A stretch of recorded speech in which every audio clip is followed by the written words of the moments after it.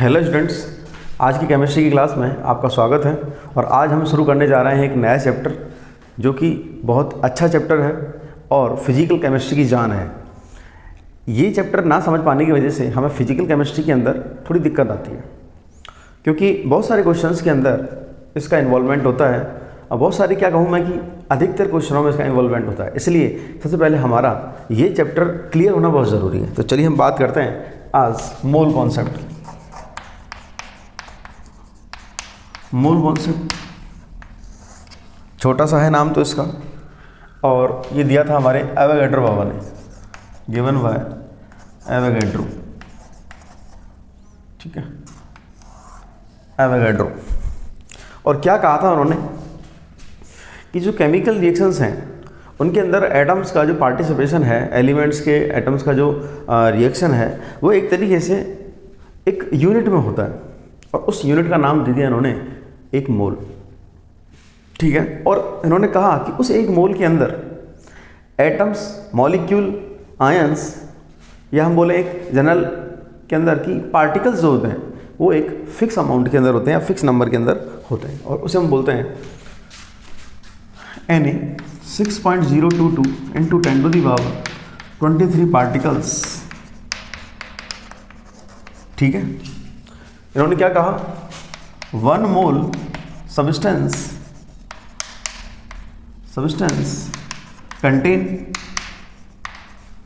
6.022 × 10⁻23 particles. Particles के अंदर हमारे एटम्स भी आ गए। अगर हम सिंगल स्पीसीज है तो एटम हो जाएंगे हमारे, और कंपाउंड है तो मॉलिक्यूल हो जाएंगे, और अगर हम एक्वा सॉल्यूशन के अंदर आयंस की बात कर रहे हैं, आयंस हो सकते हैं हमारे पास। ठीक है, कुछ इस तरह से रहता है, या सब एटॉमिक पार्टिकल्स भी हो जाते हैं, अलग से हम बात करें तो कुछ इस तरह से है। अब चलिए हम बात करें मोल कॉन्सेप्ट के बारे में, तो उससे पहले अपन एक कहानी सुनेंगे, और वो है हमारे एक बिस्किट के पैकेट की कहानी। ठीक है, कि कैसे एक बिस्किट, तो देखो हमने बचपन में एक सबने बिस्किट खाया होगा, और उसका एक पैकेट हुआ करता था जिस पर एक बच्चा छपा हुआ आता है। ठीक है, एक बिस्किट का पैकेट है, ठीक है ना, बिस्किट का पैकेट होता है। चलिए, मैं अगर आपसे कहूँ कि क्या एक बिस्किट के पैकेट का कुछ एक पर्टिकुलर वेट होता है, तो क्या मैं मास लेकर चलूँ उसके लिए? यहाँ ले लेते हैं हम बिस्किट के पैकेट का वेट, या मास की फॉर्म में ले लेते हैं हम। और मैं कहूँ कि आपके बिस्किट के पैकेट के अंदर कुछ फिक्स अमाउंट के अंदर क्या बिस्किट होंगे, तो यहाँ मैं कह दूँ नंबर ऑफ बिस्किट। ठीक है, एक हो गया हमारे पास में नंबर ऑफ बिस्किट्स, एक बिस्किट का पैकेट हो गया, और एक मास हो गया।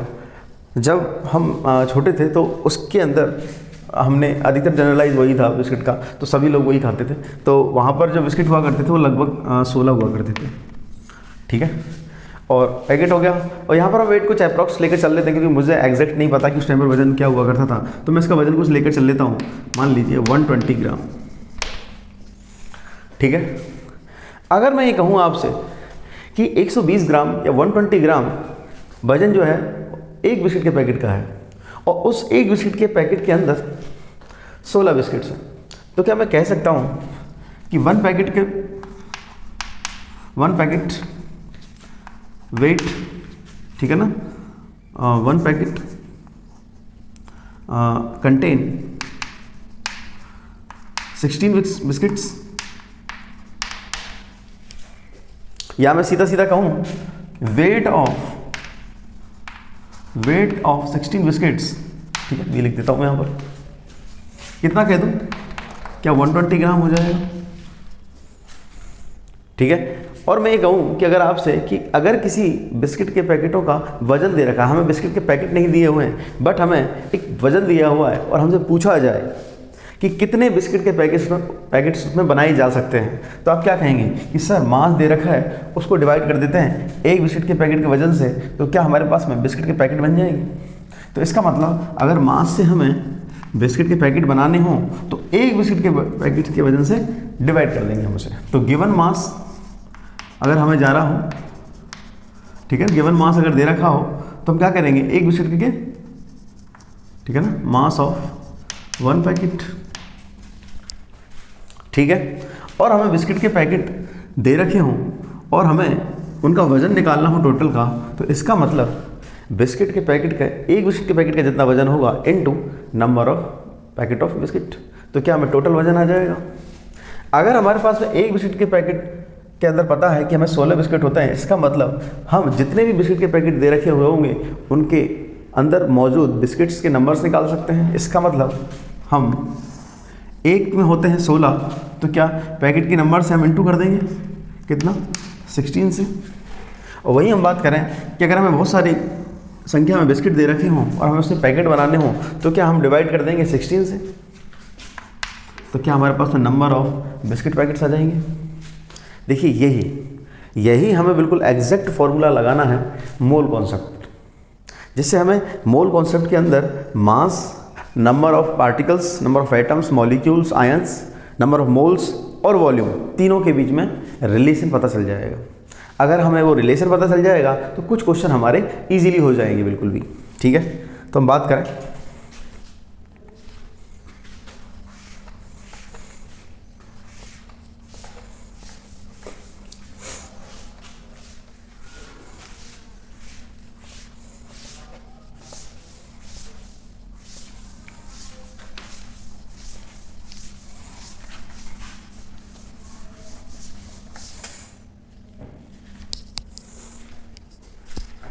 चलिए हम बात करें number of particles,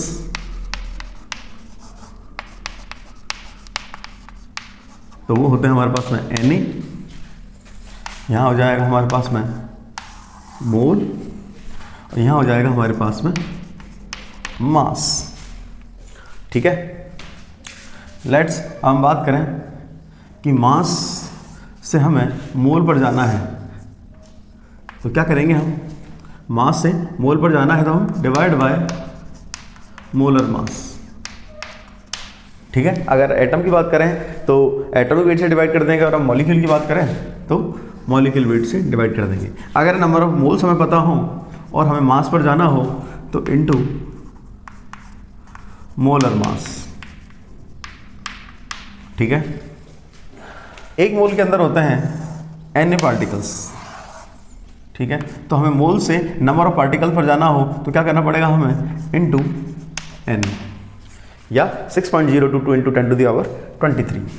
number of particles अगर हमें दे रखे हों और हमें मोल पर जाना हो तो क्या करेंगे हम, डिवाइड बाय Na, ठीक है।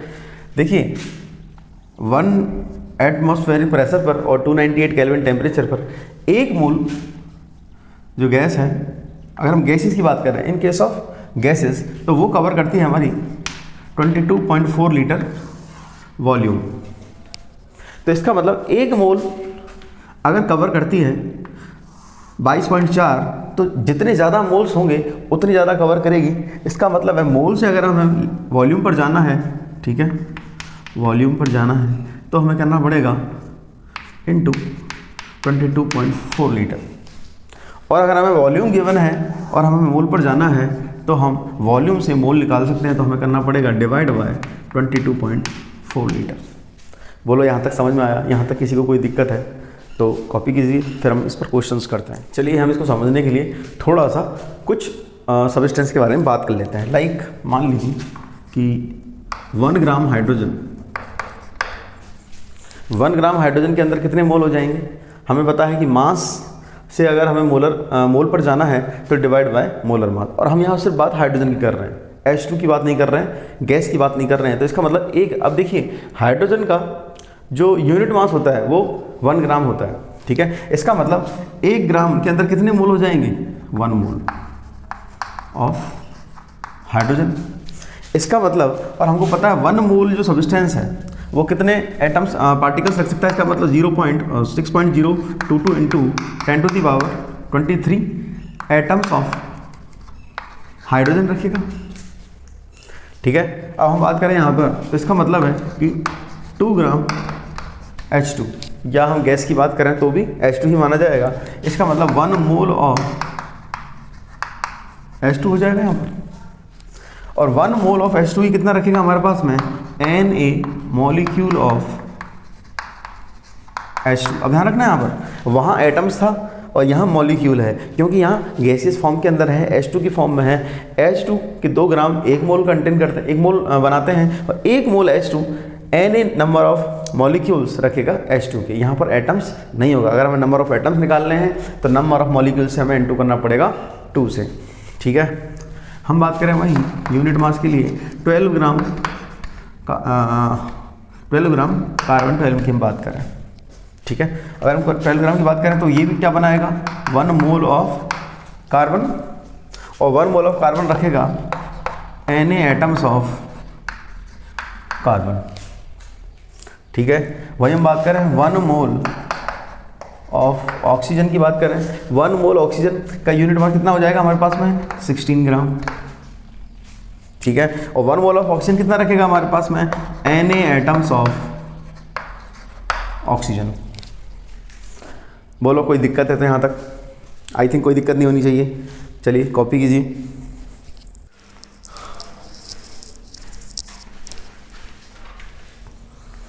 चलिए, हमारे पास में कुछ प्रॉब्लम्स हैं जिनको हम अभी करेंगे, थोड़ा प्रैक्टिस करेंगे, ताकि हमको जो अपना थ्योरी है ये आराम से समझ में आ जाए, जो फैक्ट हैं अपने क्लियर हो जाए। तो सबसे पहले अपन पॉज करें और इसको खुद से ट्राई करें, और चलिए देखते हैं हम। तो फाइंड द नंबर, फर्स्ट है हमारा find the number of moles in 32 gram of oxygen. इसका मतलब देखिए हमारे पास में गिवन मास दे रखा है, हमें कहाँ जाना है, नंबर ऑफ मोल्स पर। इसका मतलब सिर्फ मोल्स पूछे हुए हैं हमारे पास, तो मोल्स ऑफ ऑक्सीजन कितने हो जाएंगे, गिवन मास हमारे पास में है, ध्यान रखिए given mass divide by molar मास, इतना सा आपको करना है। गिवन मास है हमारे पास में 32 ग्राम और मोलर मास है हमारे पास में 16 ग्राम, तो डिवाइड करेंगे हम, कितना जाएंगे हमारे पास में 2 मोल। बोलो कोई दिक्कत है यहाँ तक? How much oxygen atoms are present in 46 gram of H2SO4। अब ध्यान से देखिए, हमारे पास में फिर वापस क्या करना है, हमारे पास में नंबर ऑफ एटम्स पूछे हैं हमसे और गिवन है हमारे पास में मास। चलिए तो हम बात करें वापस वही, तो हमें सबसे पहले मोल पर जाना है, और मोल पर जाने के लिए हमें वापस क्या करना पड़ेगा, given mass divide by molar मास। ठीक है, गिवन मास हमारे पास में है 46 ग्राम और मोलर मास होता है H2SO4 का 98। देन हमारे पास में आ जाएंगे हाफ मोल, और as we know that 1 mole contain Na molecule of H2SO4। तो अब ध्यान रखने हमें सबसे पहले क्या करना है, ऑक्सीजन एटम्स फाइंड करने के लिए number of H2SO4 molecule find करने हैं, और इसके लिए क्या करना पड़ेगा अपने को, number of H2SO4 molecule, number of H2SO4 molecule will be moles into Na।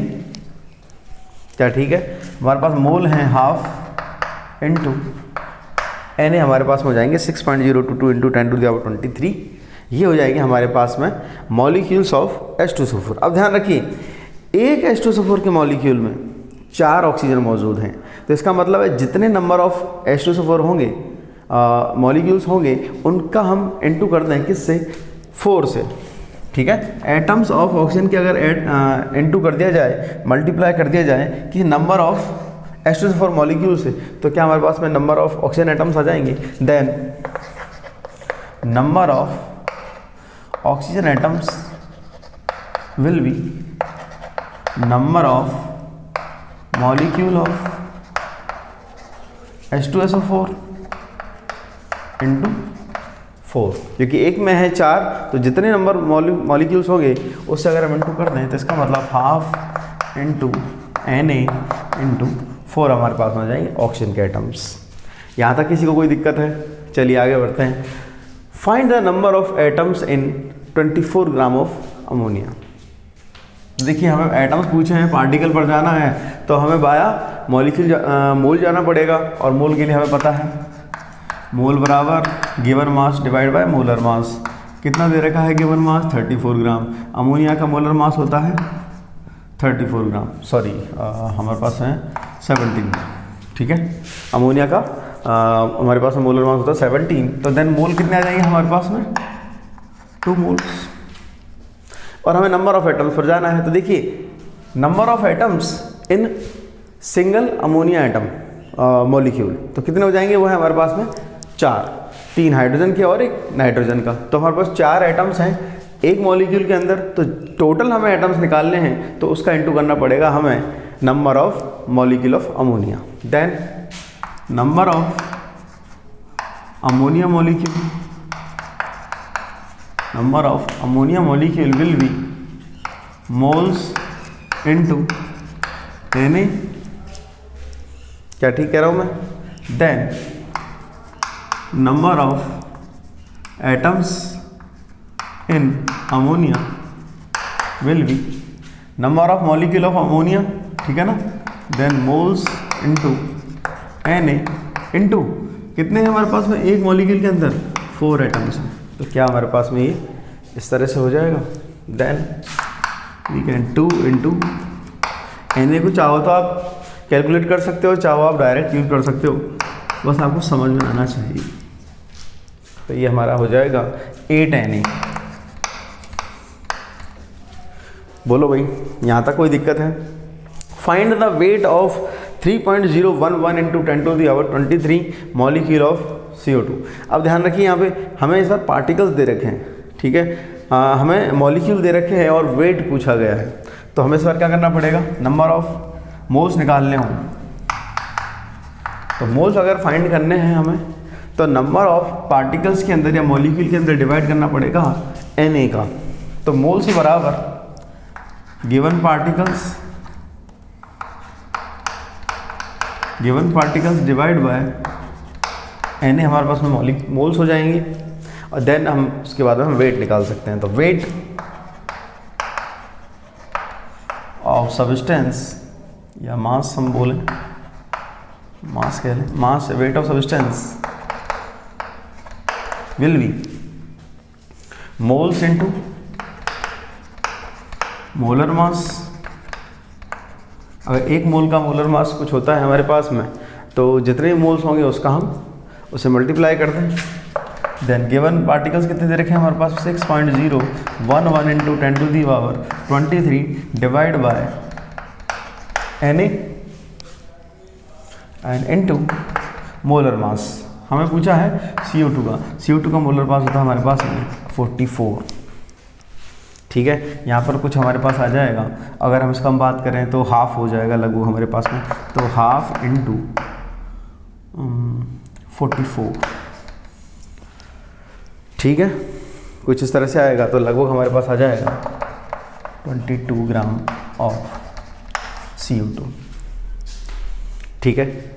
I think आपको प्रॉब्लम समझ में आई होंगी, और इससे अपने को हेल्प मिलेगी किस तरह से हम आगे क्वेश्चन सॉल्व कर सकते हैं। तो चलिए आगे बढ़ते हैं।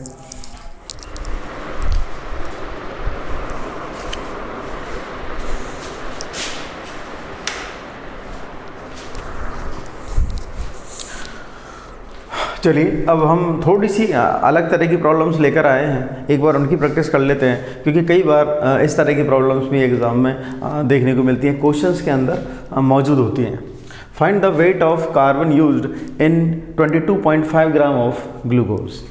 चलिए हम बात करें, देखिए सबसे पहले हमारे पास में दे रखा है वेट ऑफ ग्लूकोज और हमें वेट ऑफ कार्बन पूछा हुआ है। सबसे पहले हम बात करें ग्लूकोज के फॉर्मूले की, तो C6H12O6 हमारे पास में ग्लूकोज का फॉर्मूला है, और हमें सबसे पहले ये पता होना चाहिए कि 1 मोल ग्लूकोज के अंदर कितने मोल कार्बन मौजूद हैं। तो 1 मोल ग्लूकोज के अंदर हमारे पास में कार्बन मौजूद होते हैं 6 मोल्स, ठीक है। वापस रिपीट कर देता हूँ मैं, 1 मोल ग्लूकोज के अंदर हमारे पास में 6 मोल्स कार्बन मौजूद होता है, 12 मोल हाइड्रोजन मौजूद होता है और 6 मोल्स ऑक्सीजन मौजूद होता है। तो सबसे पहले हमें इनके मोल्स निकालने के लिए मोल्स ऑफ ग्लूकोज पता होने चाहिए, और अगर हमारे पास में मोल्स ऑफ ग्लूकोज हो जाएंगे तो उसके बाद हम फाइंड कर लेंगे कि मोल्स ऑफ कार्बन कितने हैं। तो moles of glucose equal to given mass 22.5 divide by molar mass, और मोलर मास हो जाएगा हमारा 180।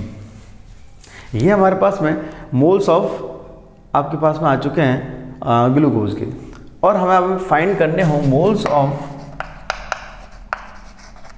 कार्बन, तो वो हो जाएंगे हमारे पास में moles of glucose into moles of carbon, ठीक है।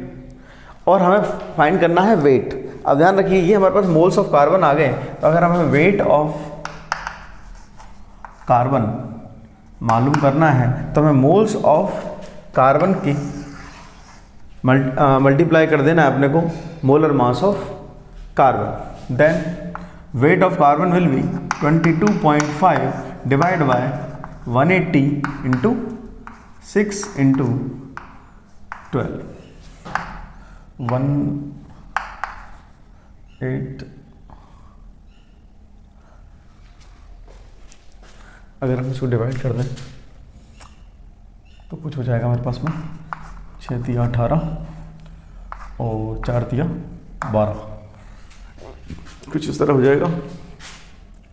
और एक पॉइंट और लगेगा, तो हम बात करें 5 का 20, 4 दूना 8, ये हो जाएगा 10 और 4 एकम 4 दूना 8 9, ये हमारे पास में 9 ग्राम आ जाएगा, तो ये हो जाएगा 9 ग्राम, ठीक है।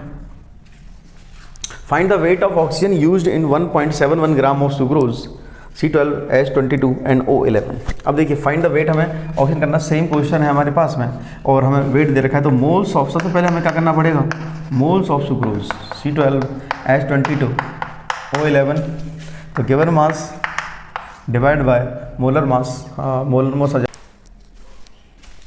तो ये हमारे पास में इसका वेट हो जाएगा 342, और अगर हम कुछ निकालेंगे तो लगभग इसको करें तो 1/200 हो जाएगा। ये हमारे पास मोल्स ऑफ सुक्रोज आ चुके हैं। अब हमें मोल्स ऑफ ऑक्सीजन पर जाना है, तो moles of oxygen equal to 1/200, then and this is moles of sucrose, और एक सुक्रोज के अंदर ऑक्सीजन के कितने मोल्स हैं, 11, and then weight of oxygen will be 1/200, इसके मोल आ जाएंगे सुक्रोज के, इंटू 11 करते ही मोल्स ऑफ ऑक्सीजन हो जाएगा, और इंटू हो जाएगा हमारे पास में 16 से। अब यहाँ पर हमारे पास आ जाएगा अगर हम 8 से डिवाइड करते हैं, 8 से नहीं जाएगा, 8 से जाएगा 8 दूनी 16 चला जाएगा, 8 से 20, उसके बाद में 16 14, ये 25 चला जाएगा, ठीक है। और यहाँ 2 टाइम्स चला जाएगा, तो ये हो जाएगा हमारे पास में 22/25, लगभग आप मान लीजिए 0.88 कुछ समथिंग हो जाएगा, 0.88 ग्राम। हम बात करें find the weight of H2O present in 1.61 gram of Na2SO4 dot 10 H2O।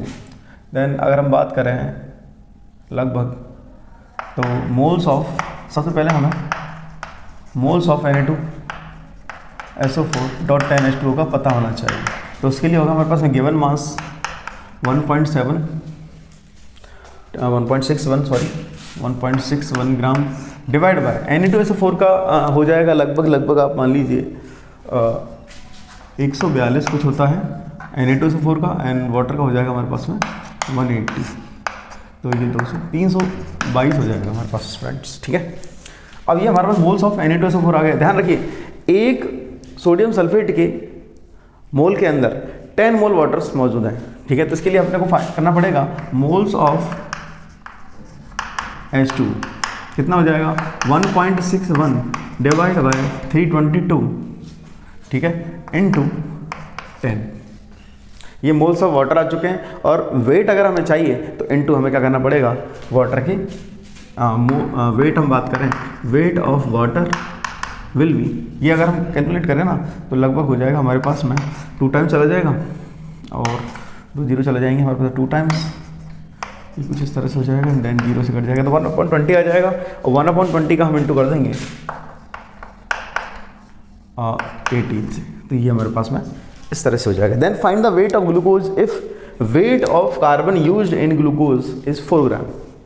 देखिए ध्यान रखने, फाइंड द वेट, ग्लूकोज का वेट पूछा हमसे, उल्टा पूछा है इस बार, तो carbon use in glucose is 4 gram. ठीक है, अगर ध्यान रखिए कार्बन जो है ग्लूकोज के अंदर 4 ग्राम है, इसका मतलब हमारे पास में वेट ऑफ कार्बन मौजूद है, तो इसका मतलब हम मोल्स ऑफ कार्बन निकाल सकते हैं। मोल्स ऑफ कार्बन से हम रिलेट कर सकते हैं मोल्स ऑफ ग्लूकोज की। देन मान लीजिए कि W ग्राम कोई वेट है ग्लूकोज का, अगर हम डिवाइड कर दें इसके मोलर मास से, तो क्या इसके मोल्स आ जाएंगे?